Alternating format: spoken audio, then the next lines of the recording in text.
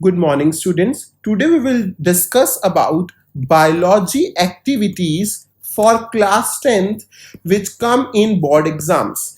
One activity is sure which will come in board exams. So let's start with the biology activity. The first activity aim is to show that chlorophyll is essential for photosynthesis.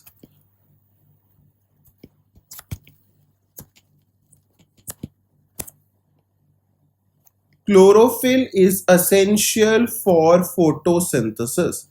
For this experiment, we will take a potted plant which is having a variegated leaf. Now, variegated leaf is that leaf that has chlorophyll in patches. So, the green parts which I am drawing on the leaf, they have chlorophyll. So, these are the green chlorophyll containing parts,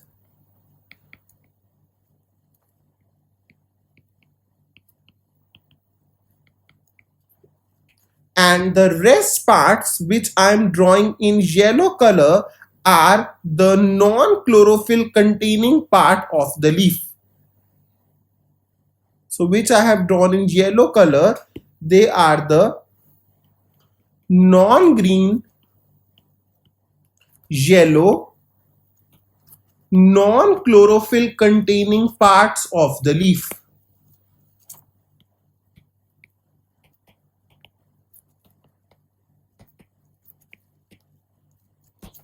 Now this potted plant having a variegated leaf is placed in sunlight for about 6 hours. So this is the sunlight which it is placed in sunlight for about 6 hours.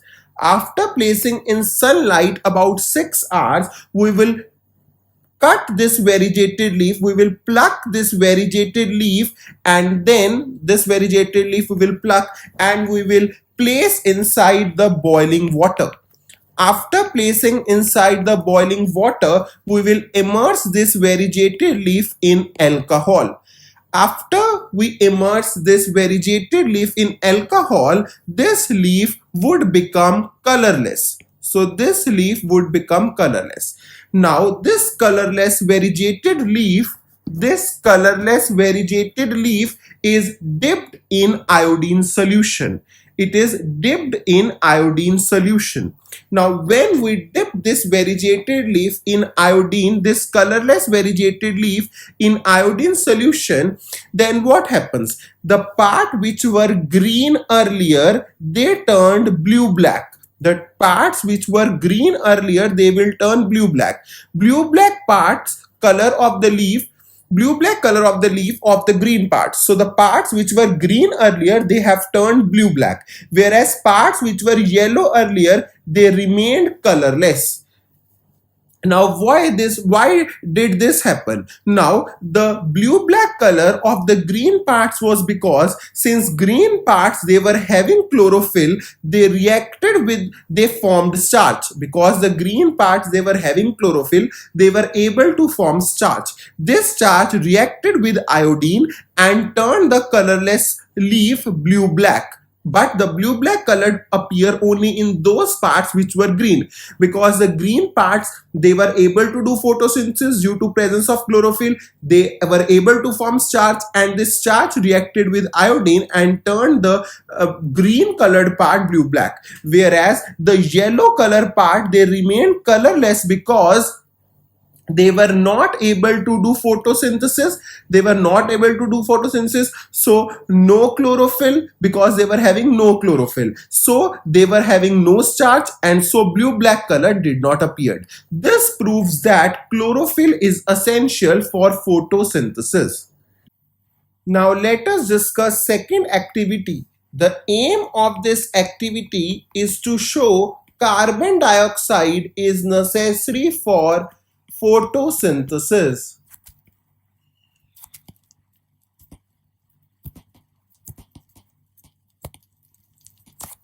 Now, in order to prove carbon dioxide is necessary for photosynthesis, we will take two glass plates.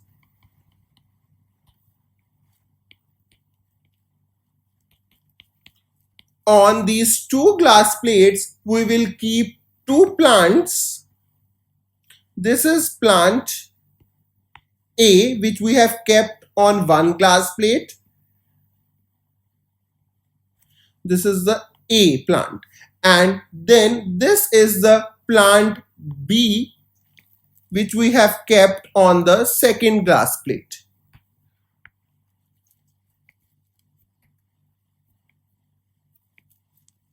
This is the plant B.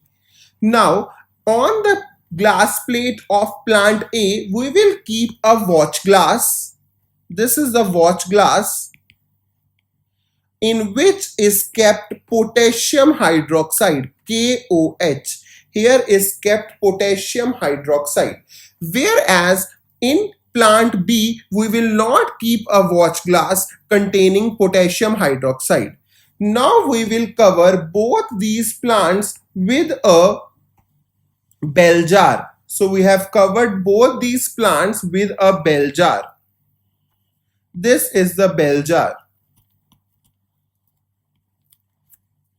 Now we will keep both the plants in sunlight for about 2 hours. We will keep both the plants in sunlight for about 2 hours. Now we will cut the leaf of plant A and test for the presence of starch, and we will also cut the leaf of plant B and also test for the presence of starch. So when we will pluck the leaf of plant A and test for the presence of starch, then we will find that plant A has no starch. Leaf of plant A has no starch because it does not turn iodine solution blue-black. Whereas leaf of plant B has starch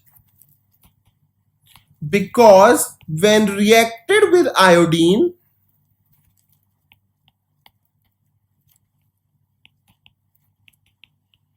it turned blue-black. Now, why did this happen that leaf of plant A had no starch, whereas leaf of plant B had starch? Leaf of plant A did not turn iodine solution blue-black, and leaf of plant B turned iodine solution blue-black. This is because in plant A, there was no starch because it could not undergo photosynthesis. This is because when carbon dioxide was there in the air, this carbon dioxide was absorbed by KOH, and hence this plant could not get carbon dioxide. Whereas in plant B, there was carbon dioxide which was released, and since there was no KOH, this carbon dioxide could be used up by the plant for doing photosynthesis.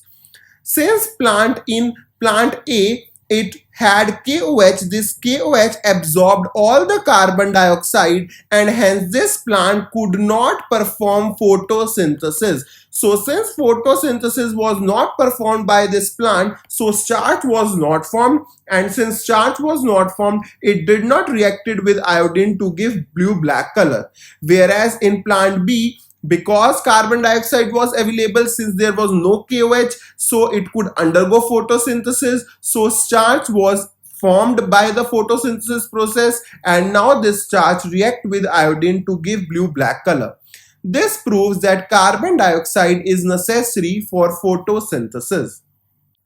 Now let us do the third activity, which is to prove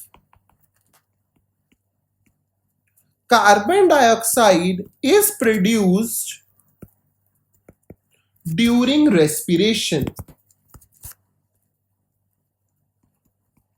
For this, to prove that carbon dioxide is produced during respiration, we will require two test tubes. This is test tube A and this is test tube B. test tube A and this is test tube B. In both the test tube, we will keep lime water. We have kept lime water in both the test tubes. We know that carbon dioxide reacts with lime water and turns the lime water milky.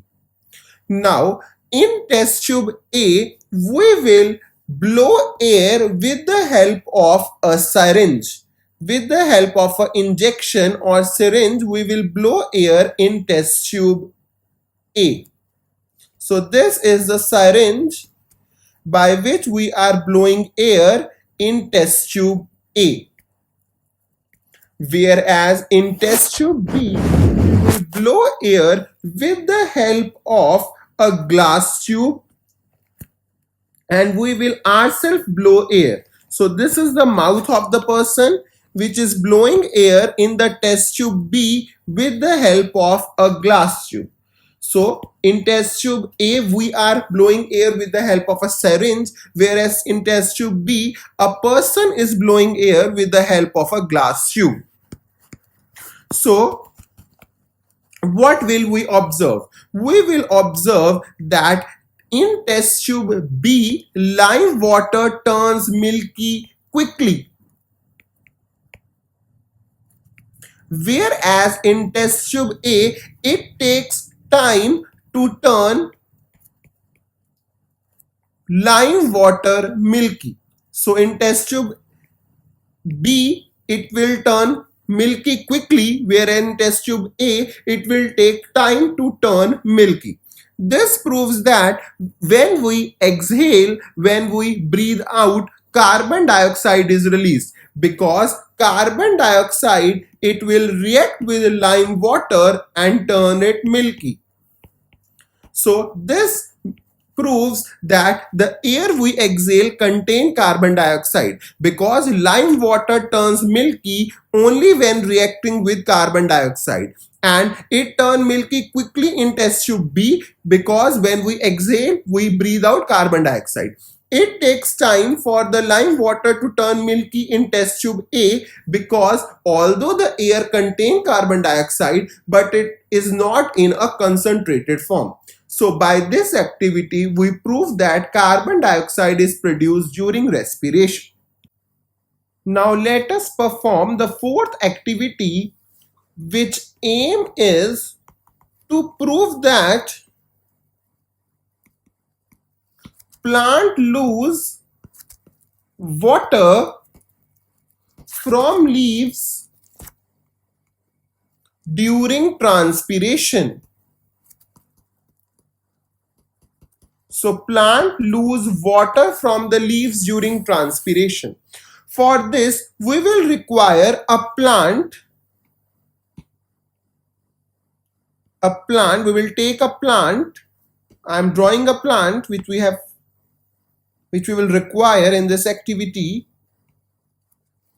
and that plant would be covered by a polythene bag in this manner, such that the polythene bag is tied at its mouth. So this is the polythene bag which has covered the plant, and we will take another polythene bag which would be again tied by its mouth, but it would be empty. So other polythene bag is an empty polythene bag.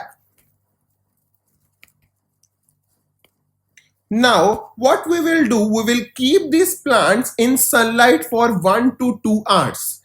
After 1 to 2 hours, what we will observe? We will observe droplets of water in the plant which was covered by a polythene bag. But no such water droplets would be found in the empty polythene bag. Now, why does water droplet appear in the plant which was covered by a polythene bag? Because the plant leaves, they have small pores that is called stomata, by which they will lose water by transpiration process. So because the plants were having moist polythene bags, they were having water droplets on the polythene bags, this proves that plant lose water from the leaf during transpiration. Now let us perform the next activity, which aim is to show response of plant to direction of light. For this, we will require a cardboard box which is open from one side. So this is a cardboard box which is open to one side in such a manner that the open side it faces the light. So this is the window from which light rays are coming, and the polythene bag would be such that the cardboard would be such that the open side faces the window. Now we will take a flask. And on this flask we will put a wire mesh. So this is a wire mesh. On this wire mesh we will put some germinating seeds. These are the germinating seeds which I have drawn in green color. Now keep this setting for 2 to 3 days. After some days, you will see that the seeds, the germinating seeds, the shoot of these seeds have bent towards the light. The shoot of these seeds have bent towards the light. Whereas the roots of the plants, they have bent away from the light. So shoots have bent towards the light, whereas roots have bent away from light. This proves that shoots are positive phototropic and roots are negative phototropic. So by this experiment, we have proved that shoots are positive phototropic because they bend towards the light, whereas roots are negative phototropic because they bend away from the light. Now let us perform the last activity, in which we will see different parts of the seed. In order to perform this activity, we will take few gram seed and soak them overnight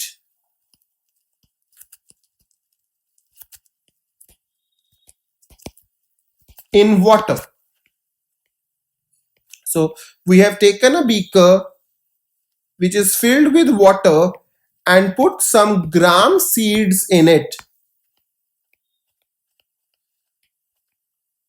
Now after soaking them overnight in water, we will place this seed on a wet cloth. So we have placed the seeds on a wet cloth.